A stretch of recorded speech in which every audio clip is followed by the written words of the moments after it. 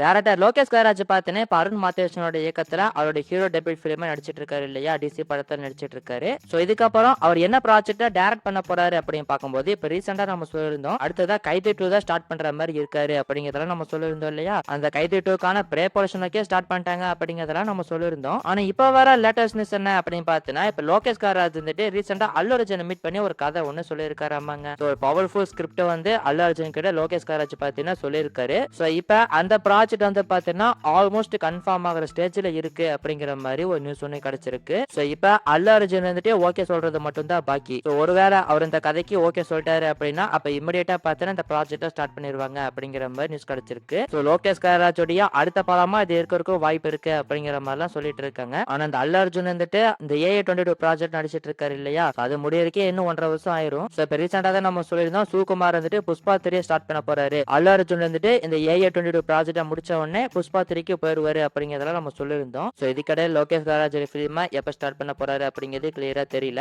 So இப்ப லோகேஷ் கனகராஜுக்கு தெலுங்குல பாத்தீங்கன்னா 2 பிலிம்ஸ் வந்து காத்துட்டு இருக்குங்க. ஒன்னு வந்து நம்ம ஏற்கனவே சொல்லியிருந்த மாதிரி பவன் கல்யாணி பிரபாஸையும் வச்சு லோகி வந்து பாத்தீங்கன்னா ஒரு படம் டைரக்ட் பண்ண போறாரு. அந்த படத்தை கேவின் பாத்தீங்கன்னா ப்ரொடியூஸ் பண்ண போறாங்க. சோ இன்னொரு பக்கம் இந்த அல்லு அர்ஜுன் ப்ராஜெக்ட் அப்படின்னு சொல்லிட்டு 2 ப்ராஜெக்ட் பாத்தீங்கன்னா லோகேஷ் கனகராஜுக்கு காத்துட்டு இருக்கு. சோ எந்த ப்ராஜெக்ட ஃபர்ஸ்ட் ஸ்டார்ட் பண்ண போறாரு அப்படிங்கறத நம்ம வெயிட் பண்ணி பார்க்கலாம். சோ ஒருவேளை அல்லு அர்ஜுன் வந்துட்டு இந்த லோகேஷ் கனகராஜ் சொன்ன கதைக்கு ஓகே சொல்லிட்டாரு அப்படின்னா அப்ப அந்த படத்துக்கு அனிருத்தா மியூசிக் பண்ணுவாரு அப்படிங்கிற மாதிரி சொல்லப்படுது. அண்ட் ஆல்சோ அந்த படத்தை பார்த்தீங்கன்னா மைத்திரி மூவி மேக்கர்ஸ் அவங்க ப்ரொடியூஸ் பண்ற மாதிரி இருக்கும் அப்படிங்கிற மாதிரி சொல்றாங்க. சோ இதை பத்தி உங்களோட ஒப்பீனியன் என்ன அப்படிங்கறத கமெண்ட்ல சொல்லுங்க.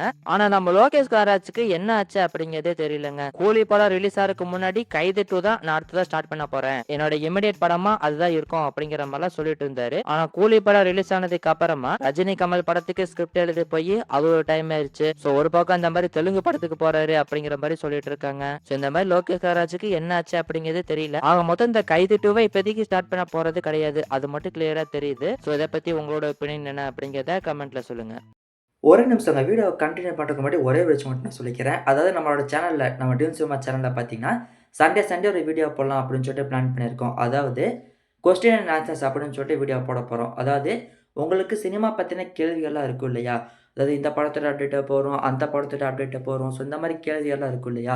ஸோ அந்த கேள்விகள் எல்லாத்தையுமே நம்மளுடைய அந்த ட்ரீம் சினிமா சேனலுடைய இந்த வாட்ஸ்அப் நம்பருக்கு அனுப்புங்க. ஸோ அந்த கேள்விகளுக்கான பதில் வந்து பார்த்தீங்கன்னா, ஒவ்வொரு சண்டேவும் நம்மளோட சேனல்ல வந்து அந்த கேள்விக்கான பதில் வந்து சொல்லப் போறோம். ஸோ கேள்வி கேட்கும்போது இந்த ஃபார்மேட்ல வந்து நீங்க கேளுங்க. ஸோ அது வந்து உங்களோட பேரு, உங்களோட ஊரு இத இப்ப போட்டிருக்க மாரி மென்ஷன் பண்ணிருங்க. ஸோ அப்பனா தானே நீங்க கேட்ட கேள்விக்கான பதில் தான் இது அப்படிங்கிறது உங்களுக்கு தெரிய வரும். உங்களோட கேள்வி எல்லாத்துக்குமே சண்டே நான் வந்து பதில் சொல்றேன். ஸோ முடிஞ்ச அளவுக்கு எனக்கு கிடைக்கிற அப்டேட்ஸ வச்சு நான் ஜென்யூனான அப்டேட்ஸ் வந்து நான் குடுத்துருவேன்.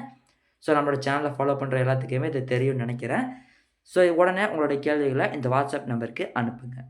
AA22 A6 படத்தை பத்தி வர லேட்டஸ்ட் நியூஸ் என்ன அப்படின்னு பாத்தீங்கன்னா நம்ம ஏற்கனவே சொல்லியிருந்தோம் வர பொங்கலுக்கு இந்த படத்தோட டைட்டில் வந்து ரிவீல் பண்ண போறாங்க, ஒரு டீசர் மாதிரி ரிலீஸ் பண்றதுக்கு பிளான் பண்ணிருக்காங்க அப்படிங்கறதெல்லாம் நம்ம சொல்லியிருந்தோம் இல்லையா. ஆனா இப்ப வர லேட்டஸ்ட் நியூஸ் என்ன அப்படின்னு பாத்தீங்கன்னா அது பொங்கலுக்கு கிடையாதாமாங்க, அடுத்த வருஷம் மார்ச் மந்த் தான் ரிவீல் பண்ண போறாங்களாமா. அதுவும் இப்ப ரீசெண்டா வாரணாசி படத்துக்கு கிளிம்ஸ் ரிலீஸ் பண்ணாங்க இல்லையா, ஒரு கிராண்டான கிளிம்ஸா ரிலீஸ் பண்ணியிருந்தாங்க. சோ அதே மாதிரி கிராண்டான ஒரு கிளிம்ஸா அது இருக்கும் இந்த AA22 படத்துக்கு ரிலீஸ் பண்ண போறாங்க அப்படிங்கிற மாதிரி சொல்லப்படுது. அண்ட் அதே மாதிரி வாரணாசி படத்துக்கு எவ்வளவு பெரிய ஈவென்ட்ல ஆர்கனைஸ் பண்ணி அந்த கிளிம்ஸ் ரிலீஸ் பண்ணாங்க அப்படிங்கிறது உங்களுக்கே தெரியும். சோ அதோட பயங்கரமான ஈவெண்டா பிளான் பண்ணிருக்காங்க அப்படிங்கிற மாதிரி சொல்லப்படுது. சோ எப்படி இந்த படத்துக்கு இந்த ப்ரொமோஷனுக்கே பாத்தீங்கன்னா ஏகப்பட்ட செலவுகள் அப்படிங்கிறது பண்ண போறாங்க. சோ இதுக்கான அபிஷியல் அனௌன்ஸ்மெண்ட் இது வருதா அப்படிங்கிறத நம்ம வெயிட் பண்ணி பார்ப்போம்.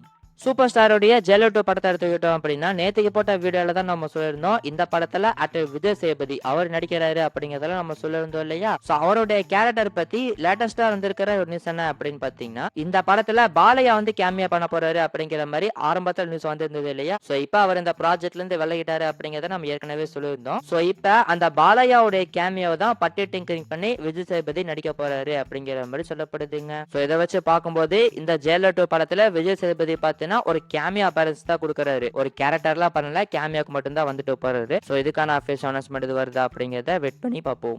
ஆக்டர் தனுஷ் வந்து பார்த்தீங்கன்னா இப்ப D54 படத்தை நடிச்சிட்டு இருக்காரு. இப்ப இந்த படத்தோட ஷூட்டிங் வந்து பார்த்தீங்கன்னா ஆல்மோஸ்ட் முடிய போகுது. சோ இதுக்கப்புறம் தனுஷ் ஸ்டார்ட் பண்ண போற ப்ராஜெக்ட் வந்து D55 ப்ராஜெக்ட் தான். நம்ம ஏற்கனவே சொல்லியிருந்தோம் டிசம்பர் மிட்டுக்குள்ள இந்த படத்தோட ஷூட்டிங் ஸ்டார்ட் பண்ணிடுறாங்க அப்படிங்கறத சொல்லியிருந்தோம் இல்லையா. ஆனா இப்ப வர நியூஸ் என்ன அப்படின்னு பாத்தீங்கன்னா ஜனவரி மந்த் தான் படத்தோட ஷூட்டிங் ஸ்டார்ட் பண்றதுக்கு பிளான் பண்ணிருக்காங்க அப்படிங்கிற மாதிரி சொல்லப்படுது. சோ என்ன பண்ண போறாங்க அப்படிங்கறத அப்படிங்கறத வெயிட் பண்ணி பார்க்கலாம். அண்ட் இது போக நம்ம ரீசெண்டா தான் சொல்லியிருந்தோம், இந்த படத்துல ஃபீமேல் லீட் பண்றதுக்காக ஆக்டர் சாய் பல்லவி அவங்க கிட்ட டாக்ஸ் போயிட்டு இருக்கு அப்படிங்கறத சொல்லியிருந்தோம் இல்லையா. சோ இப்போ இந்த ப்ராஜெக்ட்ல அவங்க வந்து பாத்தீங்கன்னா கன்ஃபார்ம் ஆயிட்டாங்க. சோ சாய் பல்லவி தான் இந்த படத்துல ஃபீமேல் லீட் பண்ண போறாங்க. சோ இது போக பாத்தீங்கன்னா இந்த படத்துல முக்கியமான ரோல் பிளே பண்றதுக்காக ஆக்டர் மம்முட்டி அவர்கிட்ட டாக்ஸ் போயிட்டு இருக்கு அப்படிங்கிற மாதிரி நியூஸ் ஒன்று கிடைச்சிருக்கு. சோ இதுக்கும் அவருக்கான சேலரி வந்து பாத்தீங்கன்னா 20 கோடி ரூபாய் கொடுக்க போறாங்க அப்படிங்கிற மாதிரி சொல்லப்படுதுங்க. அண்ட் அதே மாதிரி அவருடைய கேரக்டர் வந்து படத்துல ஒரு யூனிக்கான கேரக்டரா இருக்கும் அப்படிங்கிற மாதிரி சொல்லப்படுது. சோ அவருடைய கேரக்டர் எப்படி இருக்க போகுது அப்படிங்கறத வெயிட் பண்ணி பார்க்கலாம். சோ இது போக இந்த D55 படத்தை பத்தி லேட்டஸ்டா வர நியூஸ் என்ன அப்படின்னு பாத்தீங்கன்னா, அதாவது இந்த படத்தை கோபுரம் பிலிம்ஸ் அவங்க தானே ப்ரொடியூஸ் பண்ற மாதிரி இருந்தாங்க. சோ அவங்க வந்து பாத்தீங்கன்னா இந்த ப்ராஜெக்ட்ல இருந்து விலகிட்டாங்க அப்படிங்கிற மாதிரி நியூஸ் கிடைச்சிருக்குங்க. சோ எதனால அந்த ப்ராஜெக்ட்ல இருந்து அவங்க விலகிட்டாங்க அப்படின்னு பார்க்கும்போது இந்த படத்தோட பட்ஜெட் வந்து பாத்தீங்கன்னா பெரிய பட்ஜெட்ங்க.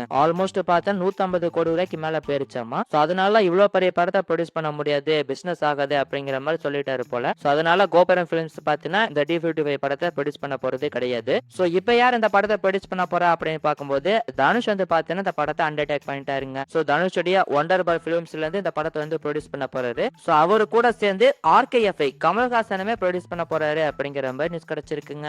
ஏன்னா ஏற்கனவே ராஜ்குமார் பெரியசாமி அமரன் படத்தை RKFI பண்ணியிருந்தாரு. சோ அதனால இந்த படத்தை அவங்களும் சேர்ந்து வந்து ப்ரொடியூஸ் பண்ண போறாங்களாமா. அண்ட் இதுக்கான அனௌன்ஸ்மெண்ட்டுமே சீக்கிரமா எதிர்பார்க்கலாம் அப்படிங்கிற மாதிரி சொல்லப்படுது. சோ இதெல்லாம் வச்சு பார்க்கும்போது இப்போதைக்கு படத்தோட ஷூட்டிங் வந்து ஸ்டார்ட் பண்ண போறது கிடையாது. நம்ம முன்னாடி சொல்லியிருந்த மாதிரி ஜனவரி மந்த் ஸ்டார்ட் பண்ணுவாங்க. சோ இதை பத்தி உங்களோட ஒப்பீனியன் என்ன அப்படிங்கறத கமெண்ட்ல சொல்லுங்க. ஆக்டர் கார்த்தியுடைய இன்னொரு ப்ராஜெக்ட பத்தி ஒரு அப்டேட் ஒன்று கிடைச்சிருக்கு. அதாவது நம்ம ஏற்கனவே சொல்லிருந்தோம், தெலுங்குல டைரக்டா ஒரு படம் பண்ண போறாரு. சிரஞ்சீவி அவர்கள் நடிக்கிற படத்துல இவர் வந்து ஒரு ரோல் பிளே பண்ண போறாரு, முக்கியமான ரோல்ல பிளே பண்ண போறாரு அப்படிங்கறதெல்லாம் சொல்லியிருந்தோம் இல்லையா. சோ இப்ப பாத்தீங்கன்னா தெலுங்குல டைரக்டா ஒரு ஹீரோ பிலிம் பண்ண போறாரு அப்படிங்கிற மாதிரி நியூஸ் கிடைச்சிருக்குங்க. சோ அந்த ப்ராஜெக்ட யார் டைரக்ட் பண்ண போறா அப்படின்னு பார்க்கும்போது கல்யாண் சங்கர். சோ இவர் வந்து பாத்தீங்கன்னா இதுக்கு முன்னாடி மேட் அப்படிங்கிற படத்தை டைரக்ட் பண்ணியிருந்தாரு. சோ அவர் தான் அந்த படத்தை டைரக்ட் பண்ண போறாரு அப்படிங்கிற மாதிரி சொல்றாங்க. அண்ட் இந்த படத்தை பாத்தீங்கன்னா சித்தாரா என்டர்டைன்மெண்ட் அவங்க தான் ப்ரொடியூஸ் பண்ண போறாங்க அப்படிங்கிற மாதிரி சொல்லப்படுது. சோ இப்ப கரண்டா பாத்தீங்கன்னா இந்த ப்ராஜெக்ட்கான டாக்ஸ் வந்து போயிட்டு இருக்கு அப்படிங்கிற மாதிரி சொல்றாங்க. அண்ட் சீக்கிரமா இதுக்கான அனௌன்ஸ்மெண்ட்டையும் எதிர்பார்க்கலாம் அப்படிங்கிற மாதிரி சொல்லப்படுது.